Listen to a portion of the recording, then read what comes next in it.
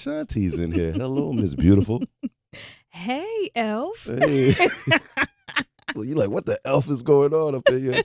Yo, do I look crazy to you? Like, I know you got the shades, you sexy and all that. Yeah. You got a little, it's kind of cute. Yeah, you got a little elf Christmassy swag going on. Whatever, Ashanti. Like a fucking idiot right now. Shit I do for this station, man. You know what I'm saying? But I was just enjoying you on Lifetime. Your special came out on December. Well, they've been rerunning it because of the Christmas thing. It's been playing for the whole weekend. You Christmas in the City. Yeah, Christmas in the City. You played a real like a black chick. Like I don't know, like you were like Bah Humbug or something. Yeah, she was like the Scrooge. Like a black Scrooge, right? Cruella DeVille. Wow. So what is it? Your character hated kids, like.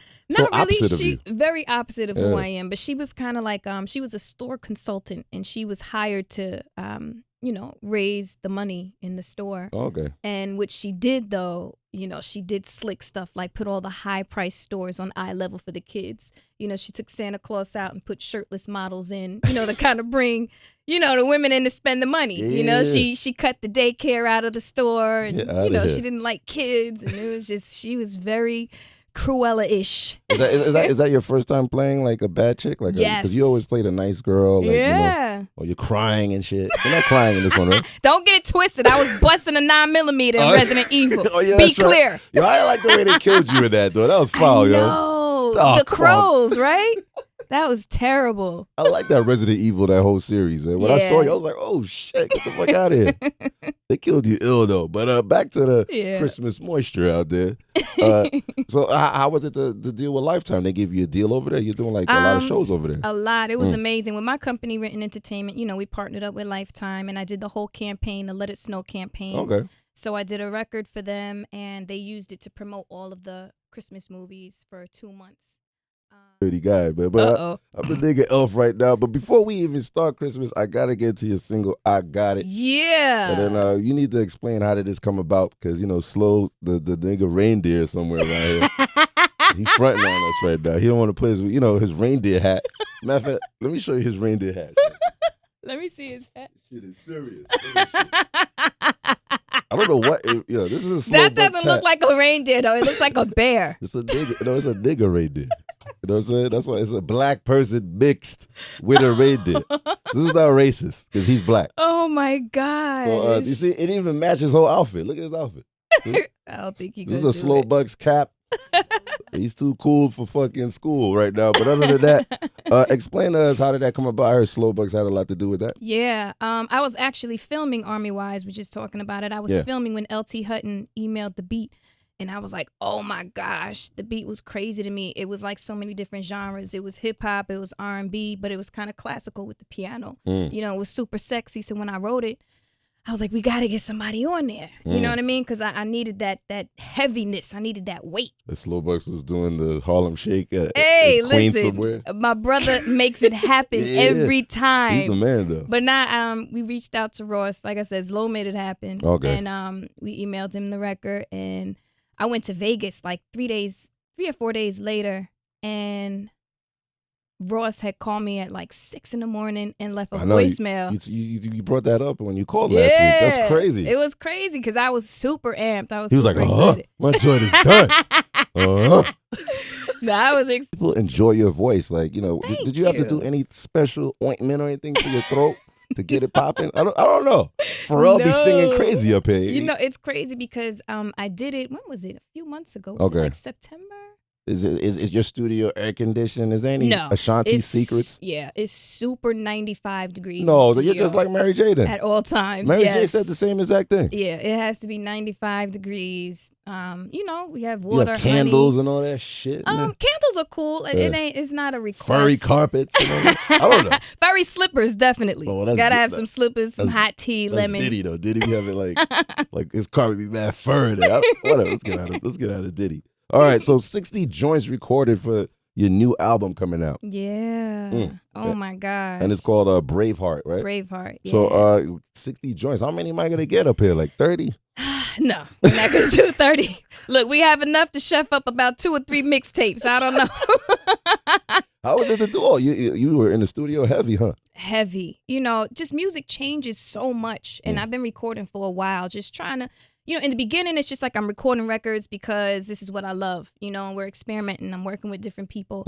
But towards the end is when you take it serious, like, okay, now I'm focusing on the album. I have a title. I have a movement. I have, what I want done. I want it to sound a certain way. I want this to make sense.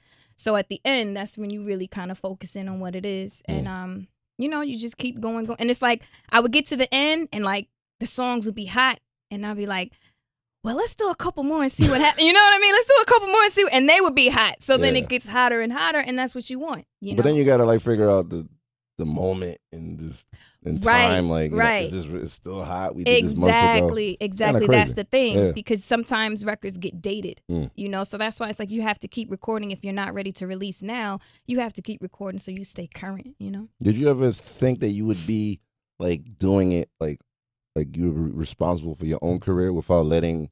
Not to say you don't have people controlling you or anything, but now you're like really putting input in it instead of you, like like me. I observe a lot of like women in the industry, and it feels like when they have a relationship, like especially a rich relationship, they don't really worry about like I don't care about my album or whatever. Cause I'm straight. Like I got nigga got money, I got money. Right. You know what I'm saying? Like, but it's switched up.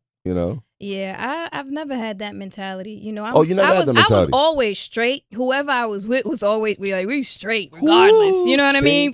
But I've never been the type to just be cool with sitting back and letting go and just letting somebody control everything. That's never been the issue ever. I've always had to have some input in whatever it is that I'm doing because at the end of the day, my name is on it. You know what I mean? So it's never been. I'm a very independent person. So when it comes down to it, I have to have a piece of it. With me writing my records, obviously, I'm a part of it every time. So yeah, because I'm not gonna shout out no artists out there, but I've seen artists with relationships and then they disappear for years, but they think that they're with the billionaire. Oh, I just shouted out who it is. You're my pig mouth. You're so silly. Right? The nigga Elf, I fucked up. But all right, when they're with somebody extremely rich and then they're just like, they just. Not to say they don't give a fuck about their career, but they're like, yo. It's cool. They're not stressed by it. But then that shit then the homie's like, I'm out of here. Or she's out of here, or shit didn't work out. Right. That's so now it's like, good. People never ask questions about that. Like, they always figure, like, you jump back in. I just wanted to make sure that you're not that type of person. Definitely you didn't not. Need that. Definitely not. See, my situation, I came from a major. You know what I mean? Being signed to Def Jam, being signed to Universal, all partnered up with Murder Inc. But after that was done, like 2008 was my last record with Universal. From 2009 to like 2012, I walked away from 7 offers from majors. Wow. Yeah, and it was really hard. It was tough. It really was because it's the fear of the unknown, but I just, the 360 and everything that stands for, I really just couldn't wrap my brain around it. You know what I mean? So I chose this route, and I think it's the best thing for me now. Well, we're in somebody's house right now because but you gave us you already gave us 2 gifts already.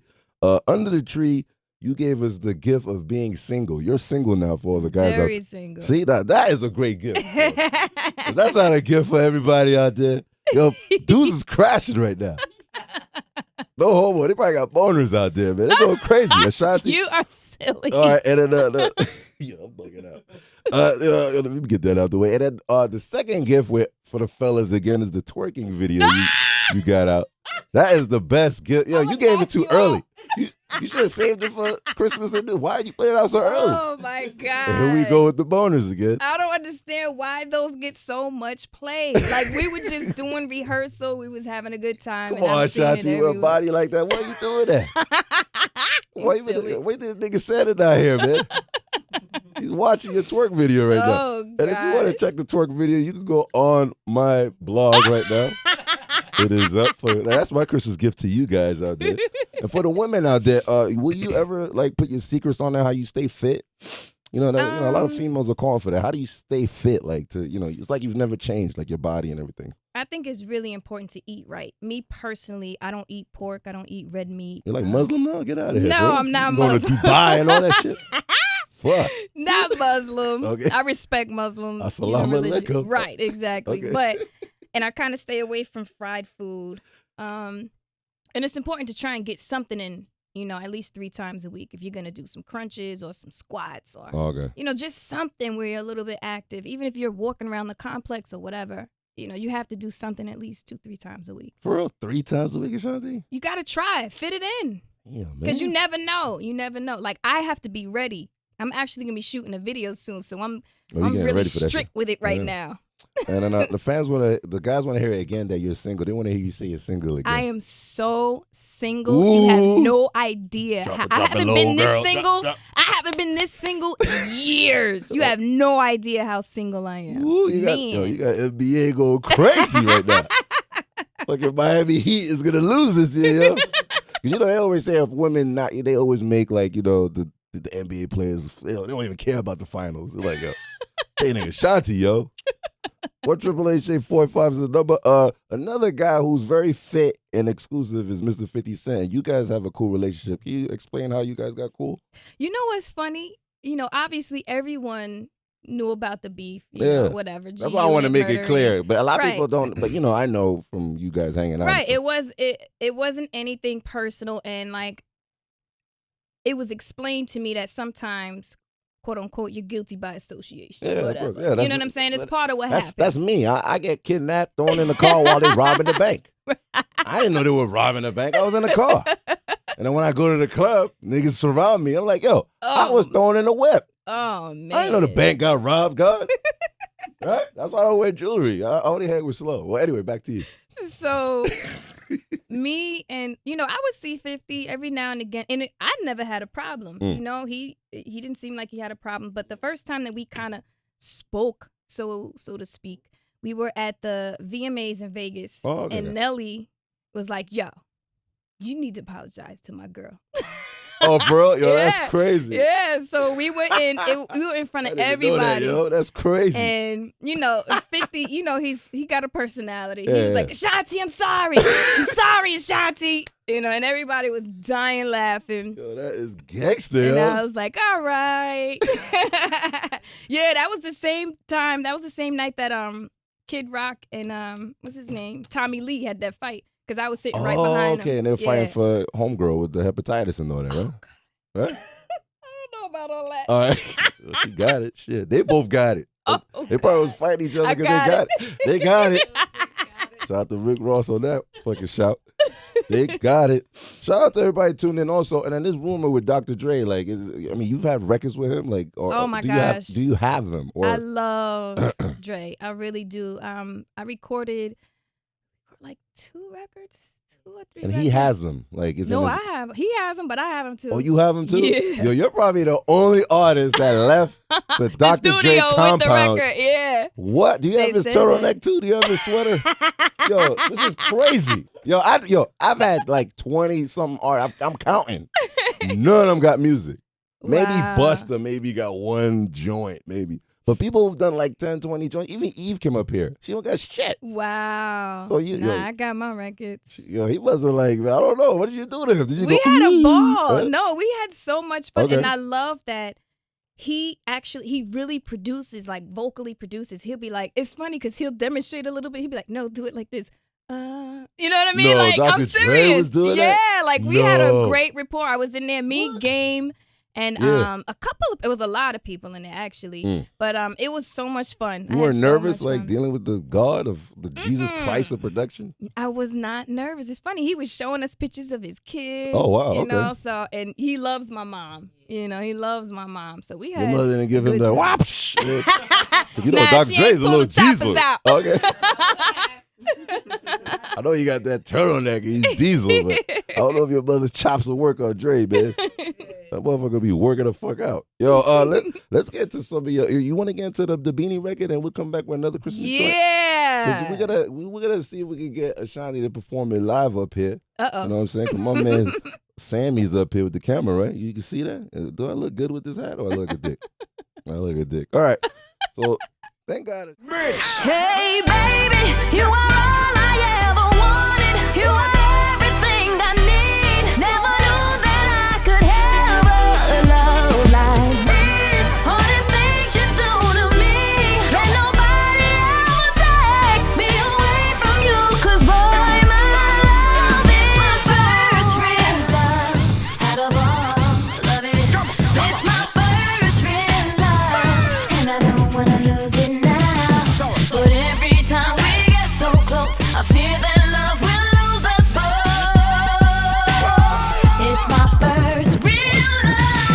Old dog that may be never necessary.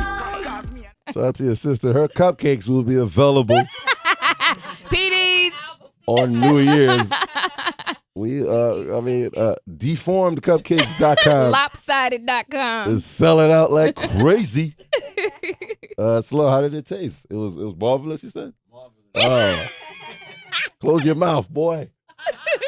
1-888-45. All right, another Twitter question out there, because it's Christmas and you're giving us gifts and answers. Did you work with Biggie when you did Unfoolish, or was it a handoff? No. You were in the studio, they sent the record, or did you meet him? Did you work with him? You know what's funny? I met Big when I was like 13, because I was supposed to sign to Bad Boy. Oh wow. Yeah, me and Puff, we had our sit down. I went in the office and I was so stoked because I was like, oh my God, that's Big. And he was the first person to call me shorty. He's like, what up, shorty? He signed my 8x10 headshot. I was so hyped. Ooh, I think your head exploded like bop. It exploded. So it's funny how, things are full circle because like I said, I was supposed to sign with Puff. And then 2 years later, Foolish came out. And, him and Irv would always have their little thing like, I had a verse. I knew I should have signed it, Oh, they be arguing about that shit? Yeah, but, playfully.